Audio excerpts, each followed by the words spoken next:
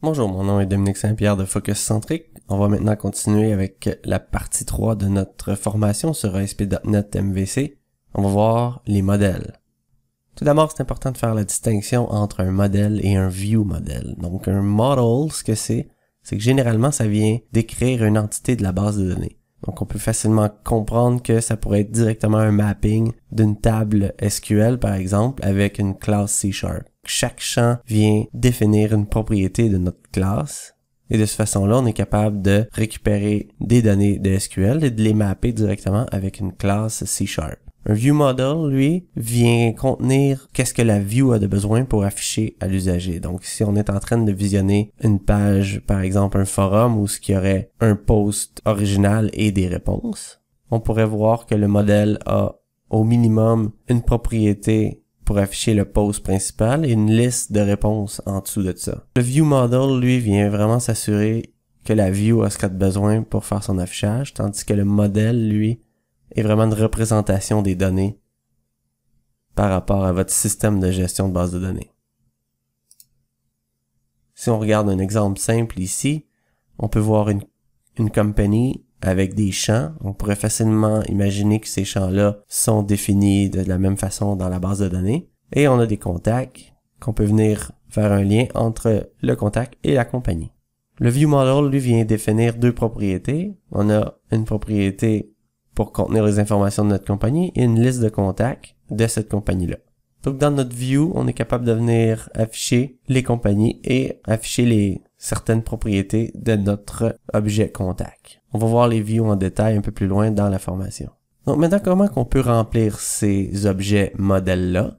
Évidemment qu'avant de construire notre view model, il faut remplir nos objets. On a quelques options. Entity Framework Code First est certainement l'une des plus rapides et une des plus recommandées par Microsoft. C'est pas nécessairement la meilleure façon, quoique c'est très rapide de faire du développement avec Entity Framework, surtout avec Code First. On peut commencer avec une base de données complètement vide et on peut aussi créer nos modèles à partir d'une base de données existante. Le gros avantage de Entity Framework Code First, c'est que les classes qui sont générées sont très simples.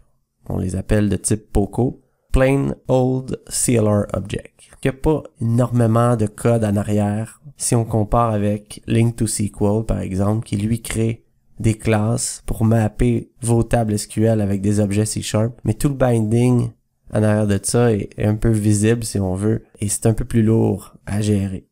Donc il y a d'autres alternatives comme ADO.NET. Au début, la seule façon de récupérer des données quand Microsoft.NET 1 est sorti, c'était via ADO.NET. Donc c'était un peu comme on faisait dans le temps avec VB ou avec des technologies un peu plus vieilles. On ouvrait une connexion ADO.NET, après ça on bouclait à travers les résultats. On pouvait créer des classes à partir de ça, mais c'était quand même beaucoup de travail manuel. Il y a encore beaucoup de systèmes qui fonctionnent comme ça. Il y a des ORM dynamiques comme Dapper, qui est une librairie qui a été programmée par un des programmeurs chez Stack Overflow. Massive, qui a été créé par Rob Connery.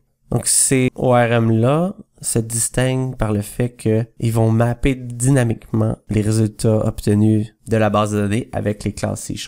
Donc c'est un petit peu plus léger. Ces deux ORM-là ne sont que des simples classes. C'est une seule classe qui fait tout le travail. Donc je crois que Massive a environ 460 lignes de code. Ça va nous permettre de déclarer des modèles très rapidement et de récupérer nos données assez facilement.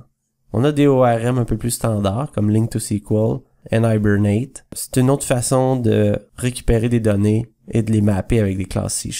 Et évidemment, on peut appeler des API ou des services web et récupérer des données soit par JSON ou XML, ces choses-là.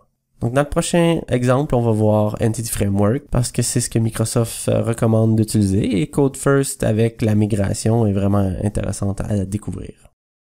On va commencer par se créer quelques répertoires pour contenir notre structure de nos classes qu'on a besoin. On va commencer par se créer un répertoire Entities qui lui va contenir nos entités de notre base de données. Donc ça va être une référence directe à nos tables qui vont être dans notre base de données. Et on va avoir un répertoire View Model. Dans celui-là, on va créer nos classes qu'on va passer à nos views.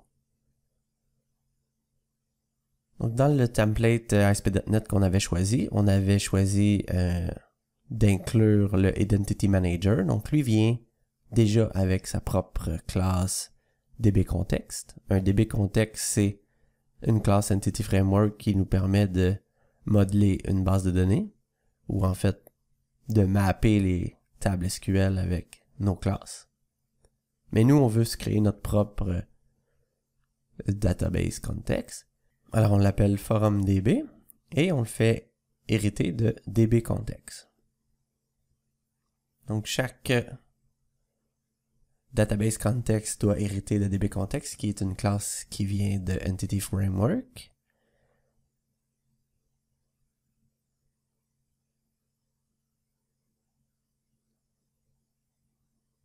Donc maintenant, si on essaie d'aller enabler la migration avec Enable Migration dans notre console, là, ce qu'il va nous dire, c'est qu'on a deux databases context actuellement. On a celui qui venait avec notre Identity Manager et on a celui qu'on a créé. Donc là, ce qu'on va devoir faire, c'est venir transférer un peu de code qui était dans notre Application User pour venir le transférer dans notre ForumDB, qui va être notre seul database context. Donc, on va commencer par prendre le IdentityDB context. Donc, cette classe-là héritait de IdentityDB context et on peut simplement venir la transférer vers notre ForumDB. On va aussi prendre le constructeur.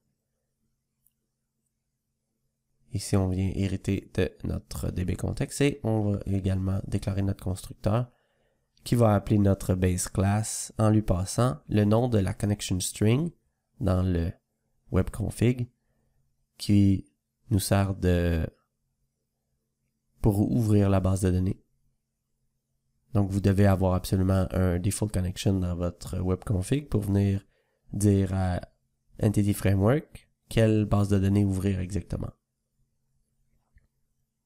Donc maintenant, on peut carrément effacer ces informations-là. Et là, on a une classe Application User qui est un peu plus propre, si on veut, où ce qu'on pourrait venir ajouter des propriétés personnelles à notre application.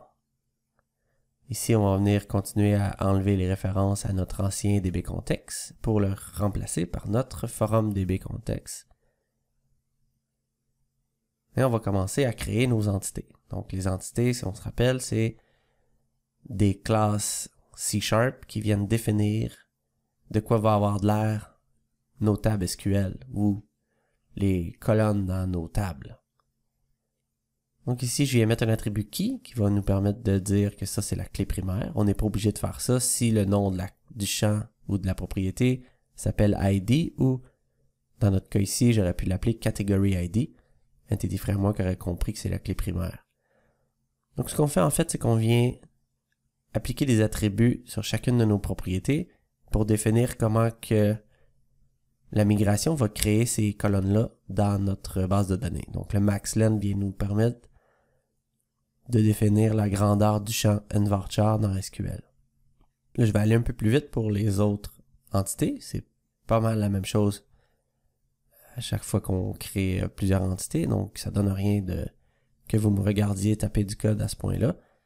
Ce qui est important de se souvenir ici, c'est il faut bien définir nos champs parce que par défaut, un champ nvarchar, un public string, dans la base de données, je crois qu'il va avoir seulement 100 caractères. Donc, si vous avez besoin de plus, faut venir mettre un maxlen.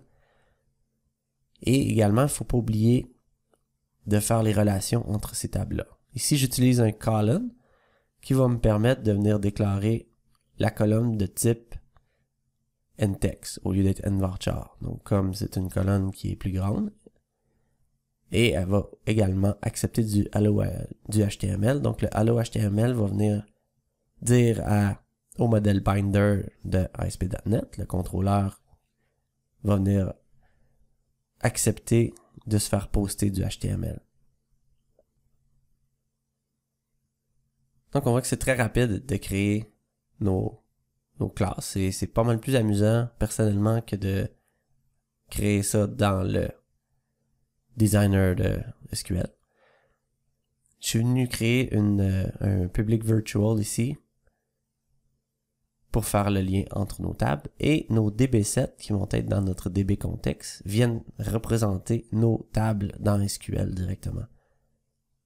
En déclarant ça ici, ça va venir dire à la migration, voici les tables qu'on a et voici les classes qui représentent ces tables-là. Là, on va également avoir besoin d'une relation many-to-many. Donc, on va venir déclarer ici d'autres propriétés virtuelles. Le virtual ici vient dire à Entity Framework, quand tu charges cette entité-là, va pas obligatoirement charger les références à cet objet-là. Donc, si on met pas virtuel, ça fait que dès qu'on demande à Entity Framework de nous donner une entité, lui va aller automatiquement charger ou faire une requête SQL de plus, ou plusieurs requêtes SQL de plus, pour charger toutes les relations qu'il a besoin. Donc, en utilisant virtual, ça vient lui dire, utilise un mode un peu plus, qu'on appelle un lazy loading. Donc, moi, je vais venir te demander manuellement de les charger quand je vais en avoir besoin. Donc, ici, ce qu'on vient de dire, c'est que nos posts et nos catégories ont une relation many-to-many. Donc, un post peut être dans plusieurs catégories et une catégorie peut être dans plusieurs posts. En venant d'écrire ça ici, il va nous créer une table au milieu de ça qui va s'appeler Post Categories. Et là, on vient lui dire à gauche, c'est notre category ID qu'on veut comme clé primaire et à droite, on veut notre Post ID. Donc, en haut, on est venu lui dire voici notre catégorie As Many Posts et nos posts with Many Category. Donc, en faisant ça, la migration va être capable de créer notre classe Many-to-Many facilement. Il faut bien s'assurer d'avoir toutes les références avec les clés primaires. Comme ici, on a besoin d'un topic ID à l'intérieur de notre classe post. Donc maintenant, si on lui dit Enable Migration, il est capable de créer la première migration, vu qu'on a seulement un DB contexte dans notre solution actuellement. Là, il est venu nous créer une classe qui vient conduire la migration. Et là, à chaque fois qu'on veut faire des changements dans notre base de données, on vient utiliser un add migration, add-migration avec un nom. Et lui va regarder actuellement c'est quoi l'état de la base de données et va venir créer nos tables selon ce qui a changé dans notre code. Donc, il vient faire un genre de diff entre la base de données et le code qu'on a. Et on voit ici que toutes nos tables sont bien créées. Et notre fameuse table many-to-many qui a été créée également. Donc lui vient vraiment respecter les attributs qu'on a mis là et vient générer du code qui va se charger de créer les tables dans SQL par la suite. Maintenant, si on va dans notre contrôleur et qu'on se déclare une variable pour avoir accès à notre DB contexte, donc ici, j'utilise la façon rapide de déclarer ça. C'est pas vraiment la bonne façon. On va voir dans quelques vidéos plus loin comment on peut utiliser le inversion of control pour venir annuler un peu ces dépendances-là et comment faire du test-driven development avec ASP.NET MVC.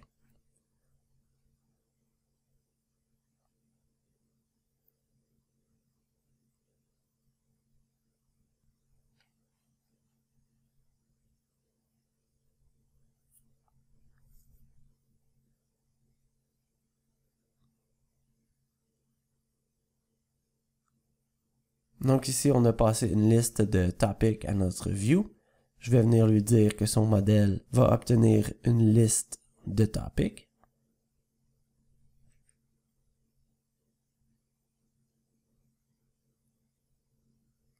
Et on va venir faire un petit HTML rapide pour juste afficher un UL avec des LI. Juste pour s'afficher tranquillement, voir si tout se passe bien avec notre base de données. Ici, j'ai oublié une étape très importante de façon volontaire pour montrer une situation qui arrive assez fréquemment avec le Entity Framework Code First. Donc, on va voir ça dans quelques instants. Pour l'instant, on pourrait penser ici que mon ULI va venir se répéter, mais comme on n'a pas rien dans la base de données, il n'y aura rien qui va s'afficher, évidemment. Donc ici, on afficherait le topic et la description. Donc maintenant, si on part l'application, on va voir l'erreur que je dis.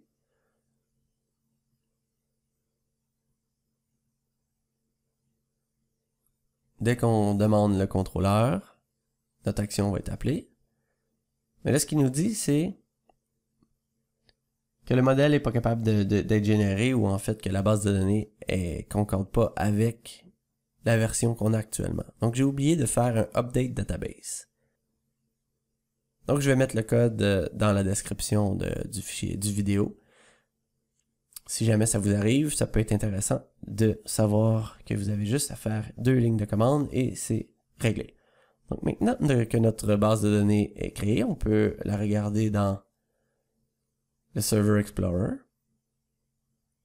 pour s'assurer que nos tables ont bien été créées. Donc on voit ici que les tables du Identity Manager de ASP.NET a été créées et nos tables aussi, nos categories, topics, etc. Donc cette fois-ci, on est un peu plus en voiture. Notre base de données est créée, notre migration est activée. Donc à chaque fois qu'on ferait un changement dans un de nos entités, on aurait juste à ajouter une migration et à faire update database. Et automatiquement, notre base de données se reflèterait selon ce qu'on a changé. Donc ici, si on vient se créer un view model, qu'on va passer à notre view index de notre topic. Donc on va lui passer un topic qui va être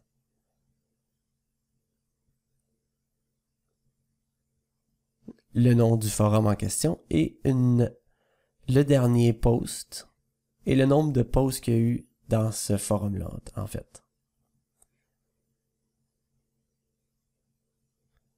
Donc, on va venir changer la propriété reçue dans notre view et on va aussi changer notre contrôleur pour venir se construire un view model. Donc, dans notre action index, on vient ici regarder dans notre db.topic et on va se sélectionner un new topic list view model. Donc, lui nous permet de remplir nos propriétés ici. Et c'est cet objet-là qu'on va passer à notre view. Ici, j'utilise Link pour venir construire les objets et faire quelques requêtes. Donc, ces instructions C# là sont transférées automatiquement en SQL. Et là, on vient passer notre view model à notre view. Donc là, je vais avoir un petit peu de ménage à faire ou de changement à faire avec l'HTML. Je vais aller un petit peu plus vite ici.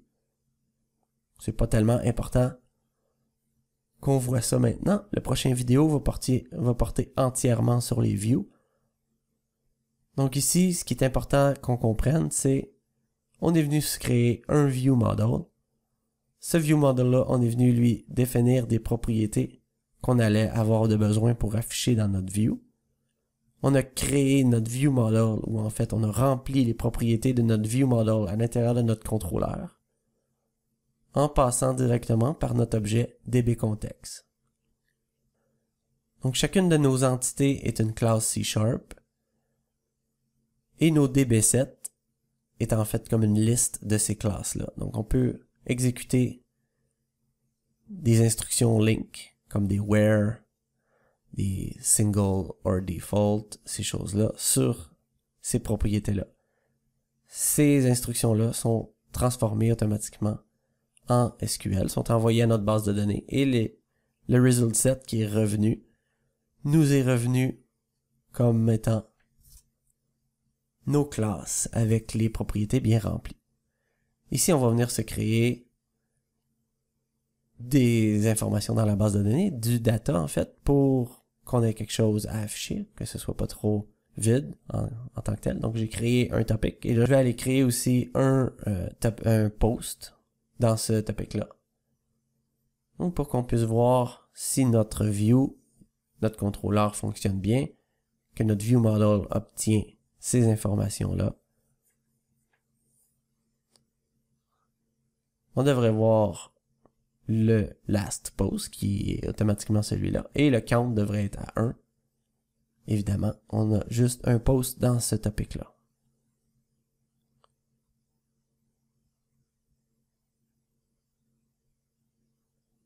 Donc, on peut voir ici qu'une fois l'application démarrée, notre forum est là, le dernier post est là, et le count est à 1.